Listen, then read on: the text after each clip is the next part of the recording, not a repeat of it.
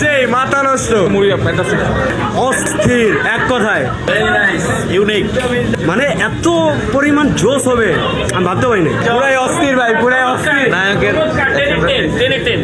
ইনসাফ ফাটাফাটি নায়িকার অ্যাক্টিং খুব ভালো লাগছে। শরীফুল রাজ বেটার তাসমিয়া ফারিন নতুন অভিনেত্রী হিসেবে যথেষ্ট চেষ্টা করেছে, অনেক ভালো হয়েছে। মোশাররফ করিম, চঞ্চল চৌধুরী, তাসনিয়া ফারিন সবাই অনেক সুন্দর অভিনয় করছে। Farin as a new big screen artist খুবই ভালো কাজ করেছে। খুব ভালো জাস্ট ফারিনের কারণে আসছি জাস্ট ফারিনের কারণে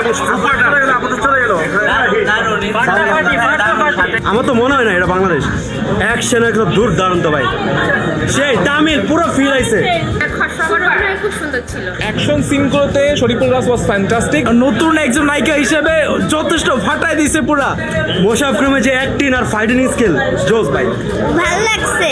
মোটামুটি সবারই ভালো লাগছে, নায়কেরটা বেশি অ্যাকশন দৃশ্যগুলো অনেক ভালো লাগছে। ইট ওয়াজ গ্রেট অ্যাকচুয়ালি, যা ভাবছিলাম তার চেয়ে বেটার। অস্থির অস্থির অনেক সুন্দর হয়েছে, অস্থির একটা মুভি, অনেক ভালো লাগছে। মোশাররফ করিম, তারপরে হচ্ছে মোশাররফ তো আপনার এভেলেবেল অন্যরকম ছিল।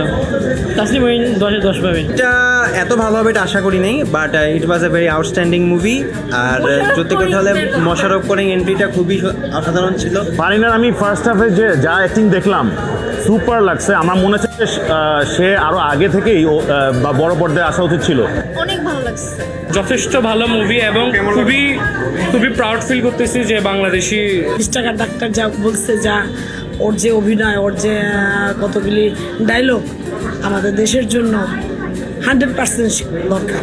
আমরা কল্পনা করতে পারি নাই মিনিটে মিনিটে আপনার একটা করে সিন চেঞ্জ হচ্ছে, পুরো স্টোরি লাইন এমন ভাবে চেঞ্জ হচ্ছে আমরা পুরো একটা সারপ্রাইজ ছিল, মানে এক্সপেক্টটা করিনি। শেষের দিকে খুবই অসাধারণ ছিল এবং ক্লাইম্যাক্সগুলো যে ছিল আমরা প্রথম দিকে গেস করতে পারতেছিলাম, বাট লাস্টের দিকে একেবারেই আনগেসেবল ছিল। জিনিসগুলো একেবারে বোঝা যাচ্ছিল না যে কি হয়েছে, কোথা থেকে হয়েছে, এবং অসাধারণভাবে লাস্টে লিঙ্ক আপ করতে পারছে জিনিসগুলো। হ্যাঁ অবশ্যই বলবো, অনেক সুন্দর, অনেক সুন্দর করার আছে, অনেক শেখার আছে। বাবার প্রতি যে রাজের যে ভালোবাসাটা এবার বই প্রকাশ করছে।